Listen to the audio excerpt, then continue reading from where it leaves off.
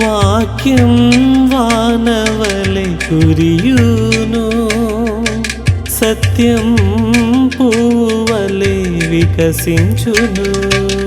సత్యం సత్యమే, సత్యం సత్యమే, సత్యం సత్యమే, సత్యం సత్యమే.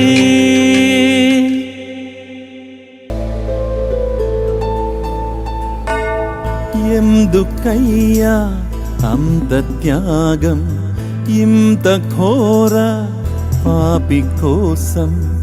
ఎందుకయ్యా అంత త్యాగం, ఇంత ఘోర పాపి కోసం? కల్వరిలో సిలువ పైన శ్రమలనోర్చి రక్తమోడ్చి ప్రాణమిచ్చిదివా, ప్రాణమిచ్చిదివా యేసయ్యా.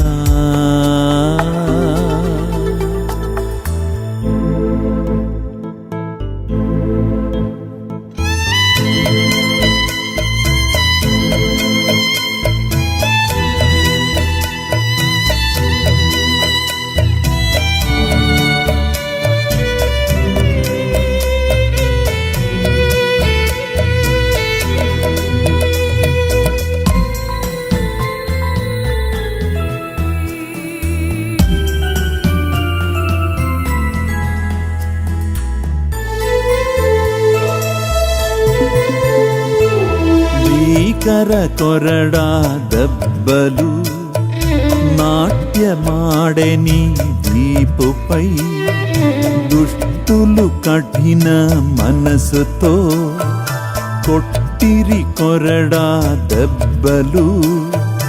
రక్తమే కారను, ఏరులై పారను, సుందర దేహము రూపమే కోల్పోయెను. ఎందుకయ్యా అంత ప్రేమ, ఇంత ఘోర పాపి పైన? నా శిక్షయే నీవు పొంది, నాకు బదులు మరణమొంది, రక్షణను ఇచ్చితివి, నీదు రుణము తీర్చుటెట్లు? ఎంత గొప్ప ప్రేమ నీది యేసయ్యా. అగాపే గాస్పల్ మినిస్ట్రీస్ వారు సమర్పించు సత్యం సత్యమే అనే ఈ సువార్త సందేశ కార్యక్రమానికి స్వాగతం, సుస్వాగతం. సత్యం సత్యమే.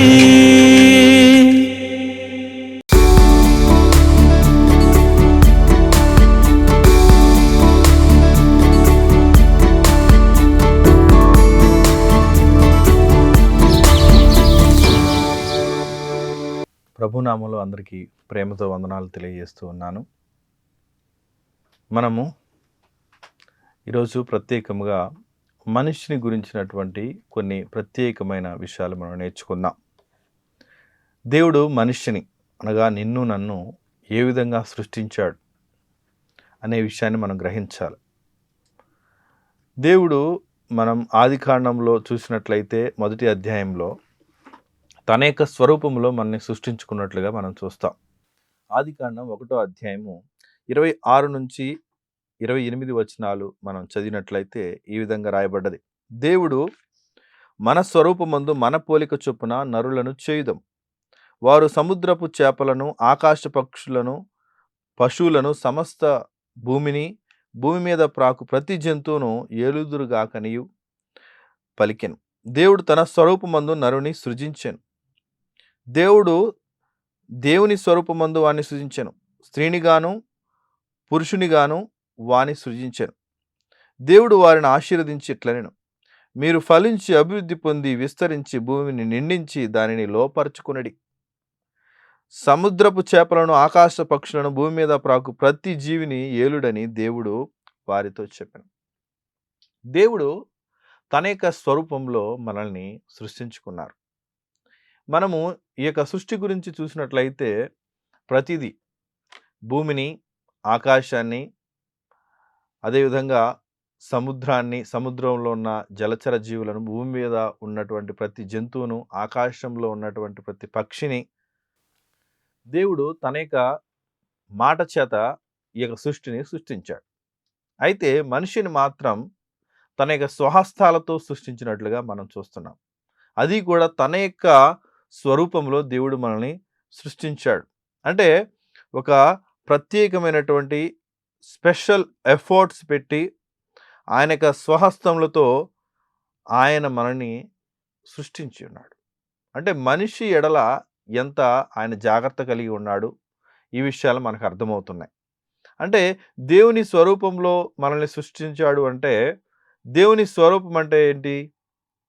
ముఖ్యంగా 3 విషయాలు మనం గుర్తుపెట్టుకోవాలి. ఏంటంటే, ఒకటి మోరల్ లైక్నెస్, 2 స్పిరిచువల్ లైక్నెస్, మూడోది పర్సనల్ లైక్నెస్. అంటే మోరల్ లైక్నెస్ అంటే నైతిక పరంగా మనకి ఆయన యొక్క లక్షణాలు మనకు ఆపాదించాడు. నైతిక పరంగా అంటే మనం నీతిని కలిగి ఉండటము, విజ్డమ్ జ్ఞానాన్ని మనం కలిగి ఉండటము, పరిశుద్ధత. సో వీటన్నిటినీ కూడా దేవుడు మనకు ఆపాదించాడు.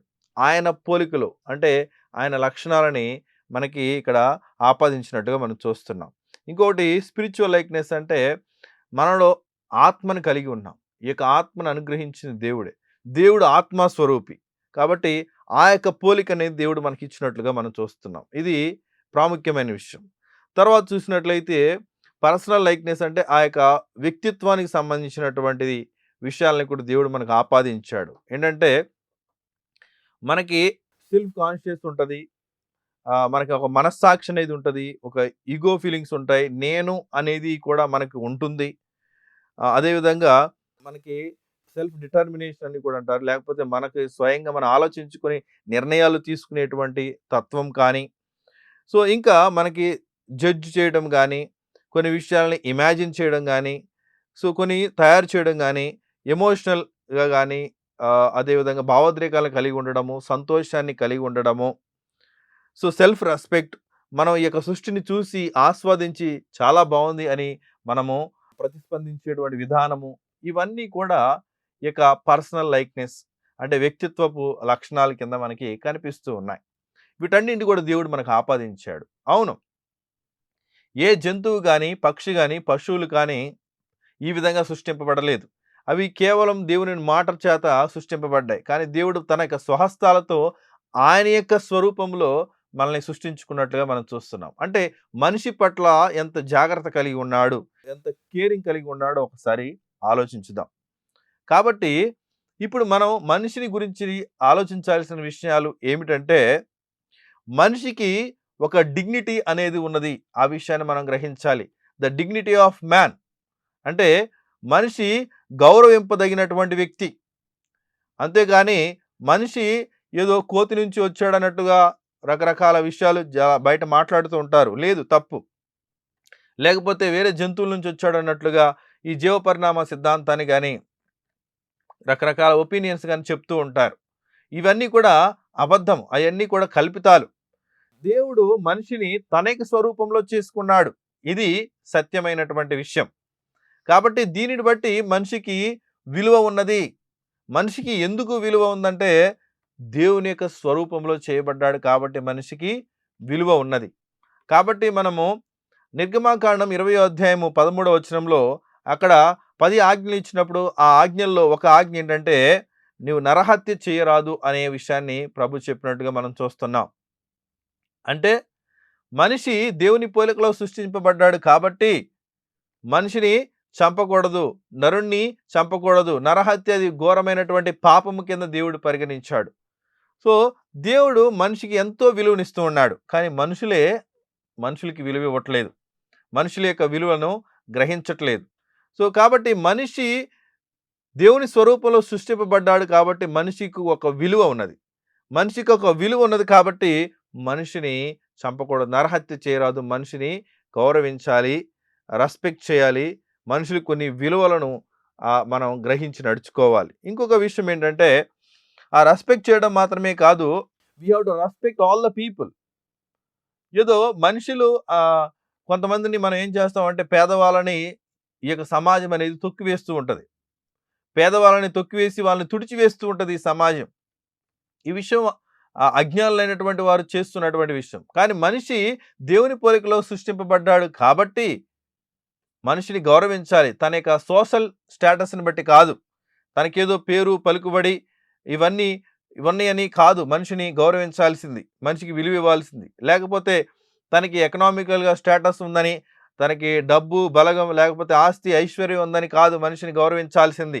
తాను తెల్లగున్నాడని కాదు, తాను తెల్లగున్నా నల్లగున్నా పొట్టిగున్నా పొడవుగున్నా బక్కగా ఉన్నా సన్నగా ఉన్నా లావుగా ఉన్నా ఎట్లున్నా కానీ మనిషిని మనిషిగా గౌరవించాలి. ఎందుకంటే దేవుని పోలికలో దేవుని యొక్క స్వరూపంలో మనిషి సృష్టింపబడ్డాడు కాబట్టి మనిషి గౌరవింపబడినటువంటి వ్యక్తి.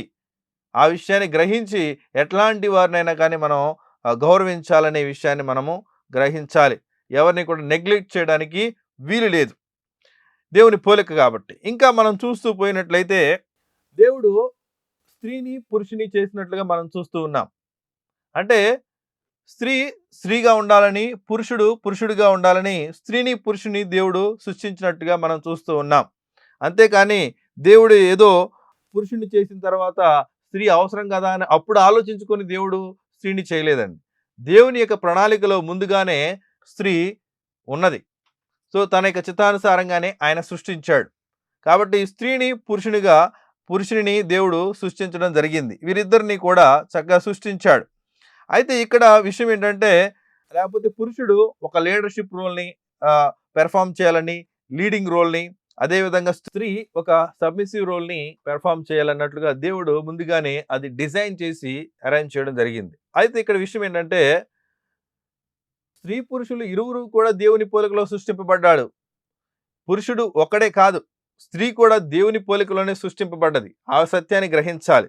అంతేకాని స్త్రీని అండర్మైన్ చేసి వాళ్ళని పక్కన పెట్టడం కాదు, వాళ్ళకి విలువ లేకుండా చేయడం కాదు. స్త్రీ పురుషులు ఇరువురు కూడా దేవుని స్వరూపంలోనే చేయబడ్డారనే విషయాన్ని మనం గ్రహించాలి.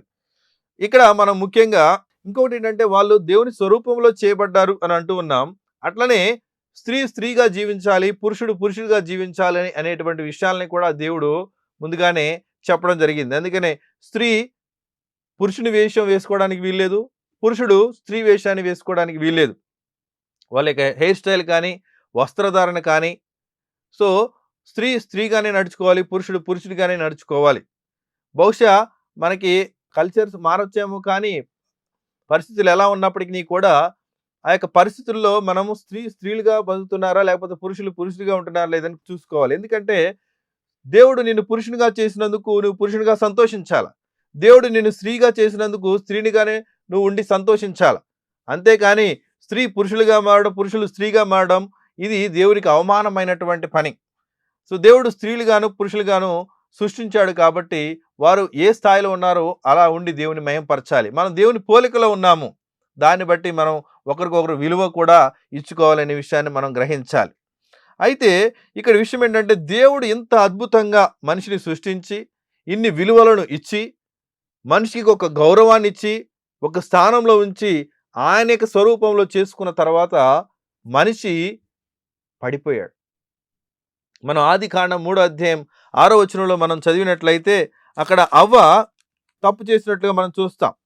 స్త్రీ ఆ వృక్షము ఆహారమునకు మంచిదియు కన్నులకు అందమైనదియు వివేకమిచ్చు రమ్యమైనది ఉండుట చూచినప్పుడు ఆమె దానిని ఫలములలో కొన్ని తీసుకొని తిని తనతో పాటు తన భర్తకును ఇచ్చెను, అతడు కూడా తినెను. దేవుడు ఏదైతే చెట్టు ఫలాన్ని తినొద్దన్నాడో ఆ చెట్టు ఫలాన్ని తిని దేవునికి అవిధేయత చూపించి నడుచుకోవడం వలన స్త్రీ పురుషులు ఇరువురు కూడా దేవుని యొక్క స్వరూపం నుంచి పడిపోయారు. అంటే దేవుడు ఇచ్చినటువంటి ఆ విలువలు ఏదైతే ఉన్నాయో ఆ విలువలను వీళ్ళు కోల్పోయారు. మనిషి అందుకనే రోమిలకు రాసిన పత్రిక 3వ అధ్యాయం 23వ వచనంలో ఏ భేదము లేదు, అందరూ పాపం చేసి దేవుడు అనుగ్రహించి మహిమను పొందలేకపోతున్నారు. ఆయన స్వరూపంలో సృష్టింపబడినటువంటి వ్యక్తులు ఆయన ఏ విధంగా ఆశించాడో ఆ విధంగా జీవించాల్సింది పోయి ఆ యొక్క మహిమ నుంచి పడిపోయారు. అట్లనే పాపం చేయడం వలన దేవునితో పాటు కలిసి ఉండేటువంటి భాగ్యాన్ని కోల్పోయారు. సో ఇవన్నీ కూడా మనిషి దేవునికి అవిధేయత చూపించడం వలన కోల్పోయినట్లుగా మనం చూస్తూ ఉన్నాం. అందుకనే బైబిల్ గ్రంథంలో రోమిలికి రాసిన పత్రిక 6వ అధ్యాయం 3వ వచనంలో పాపం వలన వచ్చు జీతం మరణం అనేటువంటి విషయాన్ని మనం చూస్తూ ఉన్నాం. అయితే అక్కడ ఈ పాపం అనేది దేవుడి నుంచి దూరం చేసి దేవుని స్వరూపం నుంచి మనం పడిపోయేటట్లుగా చేయడం మాత్రమే కాదు, కానీ మనము నరకంలో పడిపోయేటట్లుగా చేస్తూ ఉంది, మనం చనిపోయేటట్లుగా చేస్తుంది. అందుకనే ఇంత మంచిగా సృష్టింపబడిన ఈ మనిషి చనిపోవడం ఏంటండి? సో మనిషి చనిపోతూ ఉన్నాడు, తన జీవితాన్ని కోల్పోతూ ఉన్నాడు. దీని తర్వాత మనం చూసినట్లయితే నరకానికి వెళ్తూ ఉన్నాడు. ఎందుకంటే తాను చూపించిన అవిధేయత వలన. మరి ఇంత గొప్పగా సృష్టింపబడినటువంటి వ్యక్తి ఎందుకు చనిపోతున్నాడు? కేవలం పాపము, అవిధేయత. మరి దీని నుంచి తప్పించి మరలా దేవుని పోలికను మనం పొందుకొని, అంటే ఆ యొక్క సారూప్యంలోనికి, పూర్తి సారూప్యంలోనికి మనం ఎదగలేమా? ఆయనతో పాటు మనం కలిసి జీవించలేమా? ఆయనతో కోల్పోయిన బంధాన్ని మనం ఏర్పరచుకోలేమా అంటే మన సొంతగా మనం ఏర్పరచుకోలేము. అది కేవలం దేవుని కృప వల్ల మాత్రమే, ఆయన సహాయం వల్ల మాత్రమే అది సాధ్యమవుతుంది. పడిపోయిన స్థితి నుంచి మరలా తిరిగి లేవాలి అంటే మనకి రోమిలికి రాసిన పత్రిక 10వ అధ్యాయం 9వ వచనంలో యేసు ప్రభువని నీ నోటితో ఒప్పుకొని దేవుడు ఆయన మృతుల్లో నుండి లేపినని నీ హృదయమందు విశ్వసించిన ఎడ నీవు రక్షింపబడదు. అంటే నువ్వు పాపము చేసి నరకపు అంచుల్లో ఉన్నావు, ప్రమాదంలో ఉన్నావు. దేవుడు నిన్ను కాపాడడానికి సిద్ధంగా ఉన్నాడు. నిన్ను కాపాడాలంటే నువ్వేం చేయాలి? యేసు ప్రభువని నీ నోటితో ఒప్పుకోవాలి, నీ పాపాలని ఒప్పుకోవాలి. ప్రభువా, నీవే నా పాపాల కోసం మరణించావని, నీవే నా కోసం చనిపోయావని, సమాధి చేయబడి తిరిగి లేచావని నేను ఒప్పుకుంటున్నానని చెప్పి ప్రభువుని మన హృదయంలోనికి ఆహ్వానించినట్లయితే మనం రక్షింపబడతాం, మనం కాపాడబడతాం, తిరిగి మనము నూతన సృష్టిగా చేయబడతాం. అందుకే ఎఫెసీయులకు రాసిన పత్రిక 2వ అధ్యాయం 8వ వచనంలో మీరు విశ్వాసం ద్వారా కృపచేతనే రక్షింపబడి ఉన్నారు, ఇది మీ వలన కలిగినది కాదు, దేవుని వరమే. దేవుడు మనకిచ్చేటువంటి ఒక వరముగా, ఒక గిఫ్ట్గా ఉంది ఈ యొక్క రక్షణ. ఆయన కృపచేత మనల్ని రక్షిస్తున్నాడు. ఎప్పుడైతే మనిషి ఆ యొక్క స్థానం నుంచి పడిపోయి దేవునికి దూరం అయిపోయి తర్వాత భయంకరమైన పాపంలో కొనసాగుతూ నశించిపోతూ ఉన్నప్పుడు దేవుడు ఆ విధంగా మనిషిని విడిచిపెట్టలేదు. ఒక ప్రణాళికాబద్ధంగా, లేఖనానుసారంగా ఆయన ప్రవచనాలలో ఆయన ప్రామిస్ చేసినట్లుగా, ప్రవచించినట్లుగా ఆయన ఈ లోకానికి మనిషిగా వచ్చాడు. ఆయన చెప్పింది చేసినట్లుగా మనకు కనిపిస్తూ ఉన్నది. ఆయన మనిషిగానే జీవించాడు, మనిషిగానే మనకులాగా ఆయన శోధింపబడ్డాడు, కానీ ఏ పాపము లేకుండా జీవించాడు. పరిపూర్ణుడిగా ఆయన ఉన్నాడు, పవిత్రుడిగా ఆయన ఉన్నాడు. కానీ నీ కోసమై, నా కోసమై ఆయన శాపముగా మార్చబడినట్లుగా మనం చూస్తూ ఉన్నాం. ఆ విధంగా శాపముగా చేయబడి మన యొక్క పాపల నిమిత్తము పాపముగా ఆయన మార్చబడి మనల్ని ఆయన పాప బంధకాల నుంచి విడిపించినటువంటి దేవుడిగా ఉన్నాడు. ఈ విధంగా ఆయన మనకి గొప్ప రక్షణను అనుగ్రహించాడు. అంటే పడిపోయినటువంటి మనిషిని తిరిగి లేపుతూ ఉన్నాడు, తిరిగి ఆ యొక్క స్థానంలోనికి మనల్ని తీసుకొస్తూ ఉన్నాడు. ఈ విధంగా ఎవరైనా అంగీకరించినట్లయితే మరలా మనం కోల్పోయినటువంటి స్థానాన్ని మనము పొందుకున్నట్లే. అదే మనము చూస్తాము 2వ కొరింథీ 5వ అధ్యాయం 17వ వచనంలో క్రీస్తు యేసునందు ఉన్నవారు నూతన సృష్టి అనే విషయాన్ని మనం చదువుతాం అక్కడ. అవును, మన యేసుక్రీస్తునందు ఉన్న వారందరూ కూడా నూతన సృష్టిగా మనం సృష్టింపబడుతూ ఉన్నాం. ఒక కొత్త వ్యక్తులుగా మనం బ్రతుకుతూ ఉన్నాం. సో నువ్వు నూతన సృష్టిగా చేయబడ్డావా? ప్రభువుని నువ్వు అంగీకరించావా? అంగీకరించకపోతే నీ హృదయంలో చేర్చుకున్నట్లయితే నీవు నూతన సృష్టిగా చేయబడతావు. మరలా ఆ కోల్పోయినటువంటి ఆ యొక్క స్థితిని నువ్వు పొందుకుంటావు. నువ్వు మరణించినా కానీ మరలా ప్రభు దగ్గరికి నువ్వు వెళ్తావు. క్రీస్తు ఎలా ఉన్నాడో మనం అలా ఉండబోతున్నామని లేఖనాలు చెప్తూ ఉన్నాయి. అక్కడ మనం ఆ విధంగా జీవించబోతున్నాం. ఇదే మనకి దేవుడు మనకిస్తున్నటువంటి బహుమానం. మరి అయితే ఇప్పుడు నీవు రక్షింపబడి తిరిగి జన్మించి ఏదైతే స్థానాన్ని కోల్పోయావో, ఏదైతే స్థితిని కోల్పోయావో, ఇప్పుడు ఆ స్థితిలోకి నువ్వు వచ్చావు కదా. మరి నిజంగా ఆ స్థితిని నువ్వు కొనసాగిస్తున్నావా? ఆ స్థితిని నువ్వు కొనసాగిస్తూ పరిశుద్ధమైన, నీతియుక్తమైన, ప్రభువుకి అంగీకారయుక్తమైన, ఆయన చిత్తానుసారమైన జీవితాన్ని నువ్వు జీవిస్తూ ఉన్నావా? ఇంకా నువ్వు జీవించకపోయినట్లయితే ఆ పోలిక నీ హృదయములో ఆయన నిన్ను నూతనముగా చేశాడు, కానీ నీ క్రియలలో అది కనిపించట్లేదా? అలా కనిపించకపోయినట్లయితే నీవు జాగ్రత్త పడాలి.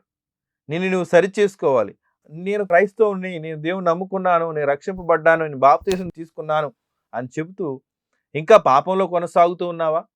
అది దేవుడు అంగీకరించేటువంటి విషయమేనా?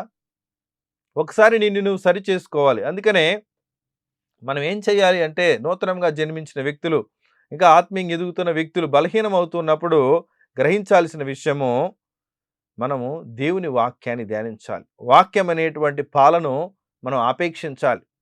వాటిని మనము అనుదినము కూడా మనం తీసుకుంటూ ఉండాలి. ఆయన గొప్పవాడని, ఆయన దయాళుడని రుచి చూస్తున్న కొలది మనం ఒక్కొక్కటిగా మన యొక్క దుష్టత్వం అంటే మన యొక్క మాటలని మనం మార్చుకోవాలి. మన క్రియలు మార్చబడాలి. మనకు ఆలోచన విధానం మారాలి. అప్పట్లో చేసిన పాపపు అలవాట్లను మానివేయాలి. ఆయన మనం రుచి చూస్తూ ఉన్న కొలది వీటిని మనం విడిచిపెట్టగలం. ఆ యొక్క వాక్యం అనే పాలను మనం స్వీకరిస్తూ ఉన్నప్పుడు ఇంకా దేవుడు మనం సరిచేస్తాడు. ఇంకా ఒక్కొక్కటిగా దేవుడు మనల్ని విడిచిపెట్టేటట్లుగా చేస్తూ ఉంటాడు. ఇంకా ఆయన స్వరూపం అనేది మన క్రియల్లో కనిపించేటట్లుగా ప్రభు మనకి హెల్ప్ చేస్తాడు. సో కాబట్టి క్రియాపూర్వకమైనటువంటి క్రైస్తవ జీవితాన్ని మనము జీవించాలి. కనిపించేటువంటి క్రైస్తవ జీవితాన్ని మనం జీవించాలి. కనిపించేటువంటి క్రైస్తవ జీవితం అంటే మన యొక్క మాట, మన ప్రవర్తన, మన క్రియలు. అందుకనే పౌలు గారు చెప్తూ ఉంటారు బైబిల్ గ్రంథంలో, తిమోతితో చెప్తూ ఉంటారు, ఈ జనాభా అంతా కూడా ఎలా అయిపోతున్నారంటే దేవుని నమ్ముకున్న తర్వాత, విశ్వాసులుగా చేర్చబడిన తర్వాత కూడా వాళ్ళు దేవునికి దూరంగా బ్రతుకుతున్నారు. దురద చెవులు కలిగి ఉండి సత్యమైనటువంటి బోధకి చెవియొగ్గక అసత్యానికి, అబద్ధాలకి చెవియొగ్గి నడుచుకుంటున్నారు అన్నట్లుగా బైబిల్ వాక్యం సెలవిస్తుంది. ఏది? విశ్వాసులైనటువంటి వారు. మరి విశ్వాసులైనటువంటి వారు సత్యమైన వాక్యానికి చెవియొగ్గక అసత్య బోధకి చెవియొగ్గి పక్కకి నడుచుకుంటున్నారంటే ఈ సమయంలో నీవు ఎలా జీవించాలి తిమోతి అని గట్టిగా చెప్తాడు. ఎలా జీవించాలి తిమోతి? ఎలా నువ్వు బ్రతకాలి అంటే, నీవు నన్ను చూసావు కదా, నేను పరిచర్య చేసినప్పుడు నా యొక్క ప్రవర్తన, నా యొక్క ప్రేమ, నా యొక్క త్యాగము, అదేవిధంగా నీవు చిన్నప్పటి నుంచి నేర్చుకున్నటువంటి లేఖనాలు, వాటి ప్రకారము నీవు జీవించాలని చెప్తున్నాడు. అంటే నేను మీ మధ్య ఎలా జీవించానో నువ్వు వాటిని జ్ఞాపకం చేసుకో. అట్లనే నీవు చిన్నప్పటి నుంచి ధ్యానించి నడుచుకున్నటువంటి లేఖనాలు ఏమైతే ఉన్నాయో వాటిని కూడా నువ్వు జ్ఞాపకం చేసుకో. వాటిని జ్ఞాపకం చేసుకొని వాటి యందు నువ్వు అభ్యాసం చేయి. క్రీస్తు యేసునందు సద్భక్తితో బ్రతుకను ఆరంభించువారు హింస పాలగుదని కూడా అక్కడ రాయబడ్డది. అంటే నువ్వు ఆ సద్భక్తిని నువ్వు అనుసరించేటప్పుడు నీకు శ్రమలు వస్తాయి, ఇబ్బందులు వస్తాయి. అయినప్పటికీ నీ కూడా ప్రభు కోరుకునేది ఆ సద్భక్తి. సో కాబట్టి నువ్వు నన్ను చూసి నడుచుకున్న విధానాన్ని జ్ఞాపకం చేసుకో. మనము దేవుని పోలికలో ఉన్నటువంటి వారము, ఆ యొక్క పోలికను కోల్పోయాము. దేవుడు మరలా తిరిగి జన్మింప చేశాడు. నిన్ను మళ్ళీ ఆయన పోలికలో నడిచేటట్లుగా ఆయన చేస్తూ ఉన్నాడు. ఈ సమయంలో నీవు ఆయన పోలికని స్వతంత్రించుకోకపోయినట్లయితే నీకు మాదిరిగా ఉంచబడినటువంటి వ్యక్తులు ఎవరైతే ఉన్నారో ఆ మాదిరిగా ఉంచబడినటువంటి వ్యక్తులను నువ్వు అనుసరించి నడుచుకోవాలా. పౌలు గారు తిమోతికి అదే విషయం చెప్తున్నాడు. నేను నీకు మాదిరిగా ఉన్నట్లయితే నువ్వు నన్ను పోలి నడుచుకోమని చెప్తున్నాడు. అట్లనే చెప్తూ ఉన్నారు. నేను క్రీస్తుని పోలి నడుచుకున్న ప్రకారం నీవు నన్ను పోలి నడుచుకోమని కూడా ఆయన చాలాసార్లు చెప్పినట్టుగా మనం చూస్తున్నాం. కాబట్టి ఈ భయంకరమైనటువంటి పరిస్థితుల్లో, విశ్వాసులు సైతం పడిపోతున్నటువంటి ఈ పరిస్థితుల్లో, ఈ లోకం నిరుత్సాహపరుస్తున్నటువంటి ఈ సమయాల్లో మనం జ్ఞాపకం చేసుకోవాల్సింది ఎవరిని అంటే, పడిపోతున్న వారిని కాదు, ఈ లోకాన్ని కాదు, పాపాన్ని కాదు, జ్ఞాపకం చేసుకోవాల్సింది దేవుని కోసం నమ్మకంగా బ్రతికినటువంటి వ్యక్తులను. వాళ్ళని మనం జ్ఞాపకం చేసుకోవాలి. వాళ్ళని మనం పోలి నడుచుకోవాలా. వాళ్ళు తీసుకున్న నిర్ణయాలు. పౌలు గారు ఎన్నోసార్లు రకరకాల ప్రాంతాల్లో కొట్టబడ్డాడు, తిట్టబడ్డాడు, నెట్టివేయబడ్డాడు, కానీ ఆయన సహించాడు. అందుకనే తిమోతి నా ఓర్పుని జ్ఞాపకం చేసుకో అని అంటాడు. నా ప్రేమను జ్ఞాపకం చేసుకో అంటాడు. ఎంత త్యాగపూరితంగా ఆయన పనిచేశాడో ఆ విషయాలన్నీ కూడా మనం చూస్తాం. వీటన్నిటిని నువ్వు జ్ఞాపకం చేసుకో తిమోతి, నీవు ఈ లోకాన్ని కాదని చెప్తూ చివరిలో మాట అంటాడు ఏంటంటే, ఇక పవిత్ర లేఖనాలని నీవు ధ్యానించమంటాడు. ఇవి దోషరహితమైనవి. కాబట్టి ఈ లేఖనాలను జ్ఞాపకం చేసుకో తిమోతి అని తిమోతికి చెప్తూ ఉన్నారు. కాబట్టి ఓ క్రైస్తవుడా, ఓ ప్రియ సహోదరి సహోదరుడా, జ్ఞాపకం చేసుకో. దేవుడు ఎట్లాంటి స్థానం నుంచి ఎట్లాంటి స్థితిలోనికి దేవుడు నిన్ను తీసుకొచ్చాడు. ఆ విలువ తెలియక అసత్య బోధలకు లేకపోతే ఇక పాపానికి లోనైపోయి నీవు జీవిస్తూ ఉన్నావా? క్రైస్తవుడిగా పిలువబడుతూ కూడా ఈ లోకంలో జీవిస్తున్నావా? దేవుడు నిన్ను సరిచేయాలనుకుంటున్నాడు. ఆయన్ని పోలి నడుచు. ఆయన అనుసరించినటువంటి వ్యక్తులు భక్తులు ఉన్నారు. వాళ్ళని అనుసరించి నువ్వు జీవించు. లేఖనాలను జ్ఞాపకం చేసుకో, లేఖనాలను పఠించు. ఈ పాపపు ఇష్టమైనటువంటి ఈ సమయాల్లో ఎక్కువగా మనం జ్ఞాపకం చేసుకోవాల్సింది లేఖనాలను ధ్యానించాలి. అంతేకాని ఎవరో ఏదో చెప్పారు కదా అని ఈ లోకపరమైనటువంటి విషయాలను కాదు మనం జ్ఞాపకం చేసుకోవాల్సింది. ఈ లోకపరమైనటువంటి విషయాలు మనకి ప్రోత్సాహాన్ని ఇవ్వవు. ఈ లోకం మనకి నిరుత్సాహాన్ని ఇస్తుంది. కాబట్టి లేఖనాలను ఎక్కువగా జ్ఞాపకం చేసుకోవాలి. దేవుని వైపు మనం ఎక్కువగా చూడాలి. లేఖనాలను ఎక్కువగా పఠించాలి. లేఖనాలు చదవడం రాకపోతే చదివించుకోవాలి. లేఖనాల మీద శ్రద్ధ పెట్టాలా. మనుషుల మాటలు కాదు మనకు ఆదరణ ఇచ్చేది, మనుషుల మాటలు కాదు మనం సరిచేసేది, దేవుని మాటలు. అవి జీవపు మాటలు. అందుకే వినుట వలన విశ్వాసం కలుగునని దేవుని వాక్యం సెలవిస్తుంది. ఆయన మాటలు మనం వింటూ ఉంటే, క్రీస్తుని గురించినటువంటి ఆ మాటలు మనం వింటూ ఉంటే మనలో విశ్వాసం ఇంకా పెరుగుతూ ఉంటుంది. ఆ లేఖనాలను ఎక్కువగా ధ్యానిస్తూ ఉంటే మన జీవితాలు ఇంకా సరిచేయబడుతూ ఉంటాయి. సో ఆ విధంగా మనము క్రీస్తు సారూప్యంలోనికి మార్చబడుతూ ఆ కోల్పోయినటువంటి స్థితిని మరలా స్వతంత్రించుకుంటూ ఆయన సారూప్యంలో మార్చబడుతూ మనం ఎదుగుతూ ఉంటాం. కాబట్టి దేవుడు మరలా నిన్ను ఇంకా బలపరిచి ఆయన సారూప్యంలోనికి మార్చుతూ నిన్ను సరిచేస్తూ ముందుకు తీసుకెళ్లాలని కోరుకుంటూ ఉన్నాము. దేవుడు మిమ్మల్ని దీవించునుగాక. ఆమెన్. ప్రభువా, పరలోకమందున మా తండ్రి, నీ ఘనమైన నామానికి వందనాలు, స్తోత్రాలు. ఈ వాక్యం వింటున్న ఈ ప్రియ బిడ్డలందరినీ కూడా నీ దీవించి ఆశీర్వదించి ప్రభువా, నీ సారూప్యంలోనికి వారిని నీవే మార్చమని, వారి హృదయాలను నీవు సరిచేయమని, నీవే కట్టుమని, నీవే ఫలింపచేయమని వేడుకుంటూ ఈ యొక్క ప్రార్థనను యేసు ప్రభు వారి పరిశుద్ధమైన నామంలో అడిగి వేడుకొని ప్రార్థిస్తున్నాము తండ్రి. ఆమెన్. Praise the Lord. ఈ కార్యక్రమం మీకు ఆశీర్వాదకరంగా ఉందని భావిస్తున్నాం. మీ యొక్క విలువైన సలహాలు, సూచనలు, మీ ప్రార్థన అవసరతలు తెలియపరిచినట్లయితే మేము మీ కొరకు ప్రార్థిస్తాం. మీరు సంప్రదించవలసిన మా address agape gospel ministries, house number 3-168 by ATP, Vaishnavi Nagar, Suraram, Hyderabad 500055. మా కాంటాక్ట్ నెంబర్స్ 9154145978 మరియు 9063568798 మరియు మా ఈమెయిల్ ఐడి satyamsatyame.telugu@gmail.com. ఈ కార్యక్రమాన్ని మరలా వీక్షించాలనుకుంటే సత్యం సత్యమే అనే యూట్యూబ్ ఛానల్లో, సత్యం సత్యమే అనే ఫేస్బుక్ పేజీ మరియు ఇన్స్టాగ్రామ్లో వీక్షించగలరు. దేవుడు మిమ్మల్ని దీవించునుగాక. దేవునికే సమస్త మహిమ కలుగునుగాక. ఆమెన్.